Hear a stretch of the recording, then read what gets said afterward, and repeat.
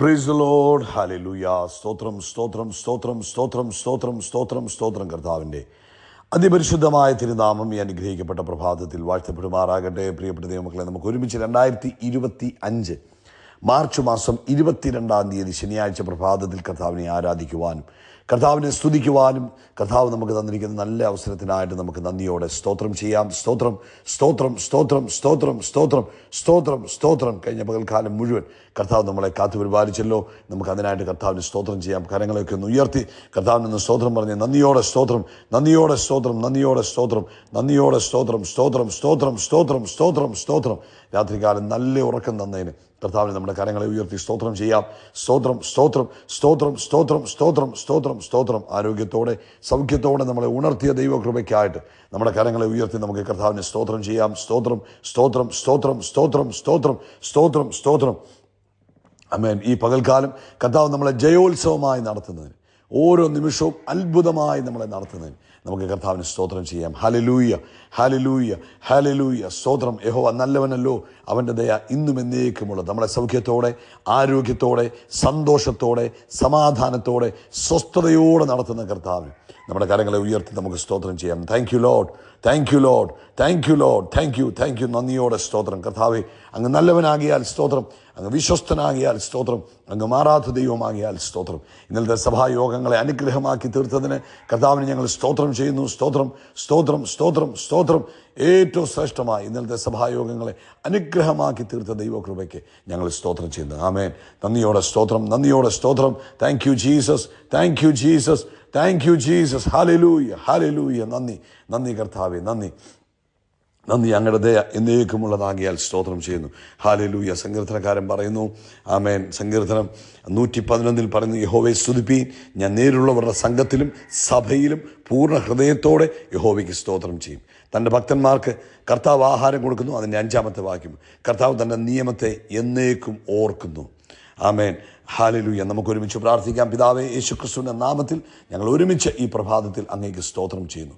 യേശുക്രിസ്തുവിൻ്റെ നാമത്തിൽ ഇന്ന് ഈ ശബ്ദം കേൾക്കുന്ന എല്ലാ മക്കൾക്കും വേണ്ടി പ്രാർത്ഥിക്കുന്നു. ഓരോരുത്തരെയും അങ്ങയുടെ കരങ്ങളിൽ വ്യക്തിപരമായി ഏൽപ്പിച്ച് പ്രാർത്ഥിക്കുന്നു. അവരുടെ ആവശ്യങ്ങൾ എന്തു തന്നെയാണെങ്കിലും അതിൽ ദൈവിക അത്ഭുതം സംഭവിക്കട്ടെ.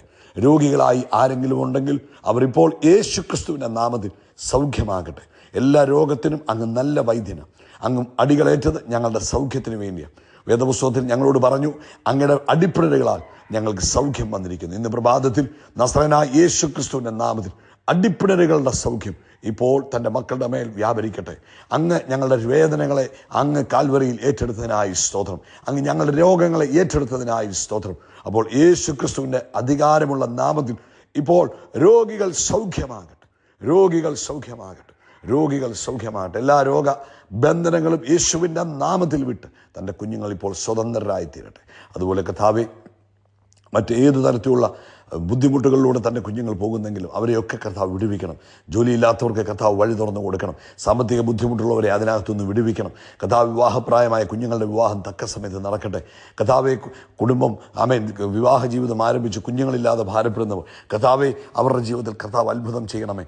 യേശുവിൻ്റെ നാമത്തിൽ ഇന്നത്തെ പകൽക്കാലം തൻ്റെ കുഞ്ഞുങ്ങളുടെയൊക്കെ ജീവിതത്തിൽ കർത്താവ് ചെയ്യുന്ന അത്ഭുതത്തിനായിട്ട് സ്തോത്രം ചെയ്യുന്നു. പ്രത്യേകിച്ച് ഞങ്ങൾ ഒരുമിച്ച് പ്രാർത്ഥിക്കുന്ന നാളെ നടക്കുവാനുള്ള സഭായോഗങ്ങളെ ഞങ്ങൾ അനുഗ്രഹിക്കുന്നു. വലിയ ദൈവപ്രവൃത്തി നാളെ ലോകവ്യാപകമായി നടക്കുവാൻ കർത്താവ് സഹായിക്കണം. ആത്മാവിൻ്റെ വലിയ അഗ്നി ലോകവ്യാപകമായി ആളിപ്പടരുവാൻ കർത്താവ് സഹായിക്കണം. പരിശുദ്ധാത്മാവിൻ്റെ കാറ്റ് നാളെ വീശുന്നതിന് സ്തോത്രം. ആത്മമഴ നാളെ പെയ്യുന്നതിന് സ്തോത്രം. പരിശുദ്ധാത്മാവെ, അങ്ങ് വലിയ കാര്യങ്ങളെ ചെയ്യുന്നതിന് ഞങ്ങൾ നന്ദി പറയുന്നു. കർത്താവിൻ്റെ നാമം ഞങ്ങളിലൂടെ മഹിമപ്പെടട്ടെ. ഓരോ സഭായോഗങ്ങളും നാളെ മഹത്വത്തിന് കാരണമായി തീരട്ടെ. യേശുക്രിസ്തുവിൻ നാമത്തിൽ തന്നെ. ആമേൻ ആമേൻ ആമേൻ. കർത്താവ് നിങ്ങളെ ധാരാളം ധാരാളമായിട്ട് അനുഗ്രഹിക്കട്ടെ. വലിയ ദൈവകൃപ നിങ്ങളുടെ ജീവിതത്തിൽ വ്യാപരിക്കട്ടെ എന്ന് പ്രാർത്ഥിക്കുന്നു.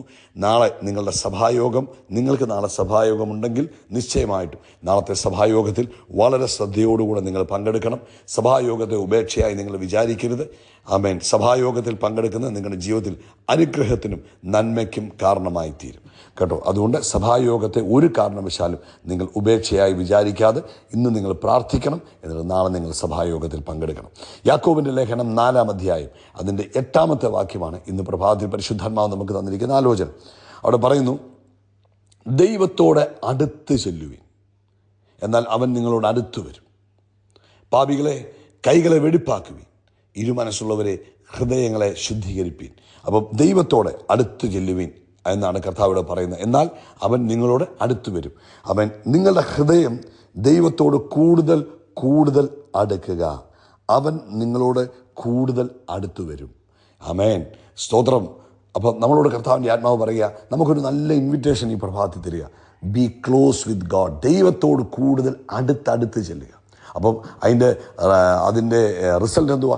ദൈവം നമ്മളോട് അടുത്ത് വരും. ഈ പ്രഭാതത്തിൽ പരിശുദ്ധാത്മാവിൽ നമുക്ക് തരുന്ന സന്ദേശം ഇതാണ്: ഈ നാശം നിറഞ്ഞ ലോകത്തിൽ, കഷ്ടത നിറഞ്ഞ ലോകത്തിൽ, പ്രയാസങ്ങൾ നിറഞ്ഞ ലോകത്തിൽ ദൈവമക്കളായ ഞാനും നിങ്ങളും കർത്താവിനോട് കൂടുതൽ അടുത്ത് ചെല്ലുവാൻ, ഇന്നലകളേക്കാൾ കഴിഞ്ഞ കാലങ്ങളേക്കാൾ കൂടുതലായി കർത്താവിനോട് അടുത്തു വരുവാൻ നമ്മളോട് പരിശുദ്ധാത്മാവ് ഓർപ്പിക്കുന്നു. കർത്താവിനോട് അടുത്ത് വരുമ്പോൾ ഉണ്ടാകുന്ന ഒരു അനുഭവം എന്തുവാ? നമ്മുടെ ഉള്ളം കർത്താവിനോടുള്ള സ്നേഹം കൊണ്ട് നിറയുവാൻ തുടങ്ങും. നമുക്ക് പ്രാർത്ഥിക്കണമെന്നുള്ള ആഗ്രഹം നമ്മുടെ ജീവിതത്തിൽ കൂടുതലായിട്ട്, ആമേൻ, എന്നാ പറയും, കൂടുതലായി വരുവാൻ തുടങ്ങും.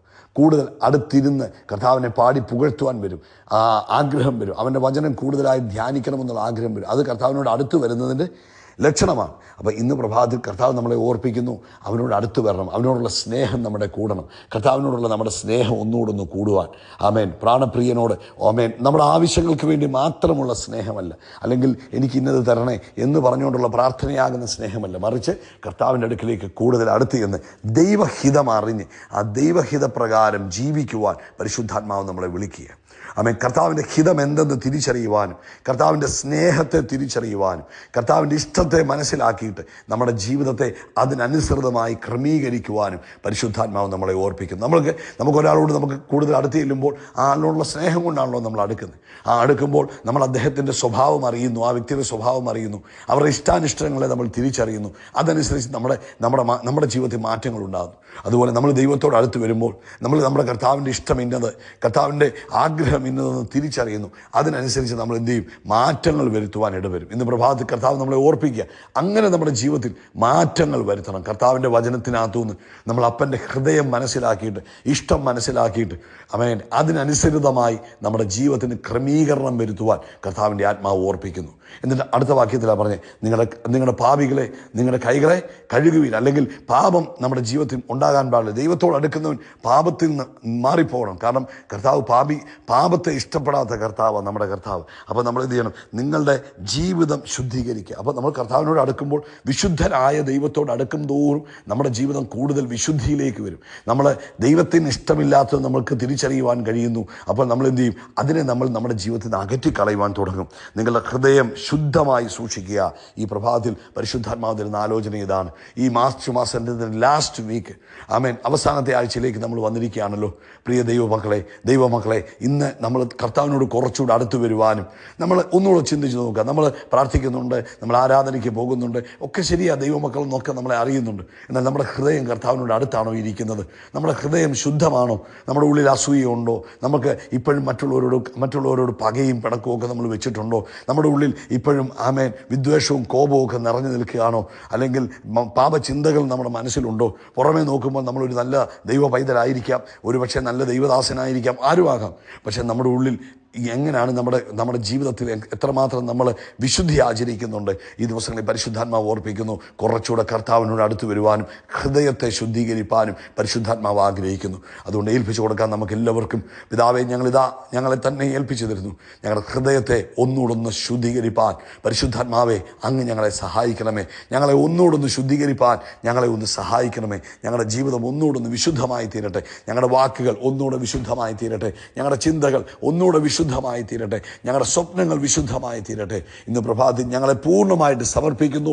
അങ്ങയോട് കൂടുതൽ അടുത്ത് ജീവിപ്പാൻ പരിശുദ്ധാത്മാവ് സഹായിക്കുന്നതിന് നന്ദി. യേശുവിൻ നാമത്തിൽ തന്നെ. ആമേൻ, ആമേൻ, ആമേൻ. കർത്താവ് നിങ്ങളെ അനുഗ്രഹിക്കട്ടെ. കർത്താവിനോട് അടുത്ത് ചെല്ലുമ്പോൾ കർത്താവ് നമ്മളോട് അടുത്ത് വരും. കർത്താവ് നമ്മളോട് അടുത്ത് വരുമ്പോൾ അവൻ്റെ കൃപ നമ്മുടെ ജീവിതത്തിൽ അധികമായി വർദ്ധിക്കുവാൻ തുടങ്ങും. അവൻ്റെ ഫേവർ നമ്മുടെ ജീവിതത്തിൽ വർദ്ധിക്കുവാൻ തുടങ്ങും. നമ്മുടെ ജീവിതം വ്യത്യസ്ത അനുഭവത്തിലേക്ക് വരും. അതുകൊണ്ട് ഈ ദിവസങ്ങളിൽ അടുത്ത് ചെല്ലുവിൻ, നമ്മുടെ ജീവിതം വ്യത്യസ്തമായി തീരും. കർത്താവ് അനുഗ്രഹിക്കട്ടെ. യേശു ക്രിസ്തുവിൻ്റെ നാമത്തിൽ. ആമേൻ, ആമേൻ. നമ്മൾ ആകാശത്തിലെ നക്ഷത്രങ്ങൾ പോലെയും കടൽ തീരത്തിലെ മണൽത്തരി പോലെയും വർദ്ധിച്ചു പെരുകും. We are blessed. We are really blessed. We are permanently blessed and highly favoured. God bless you. God bless you. God bless U.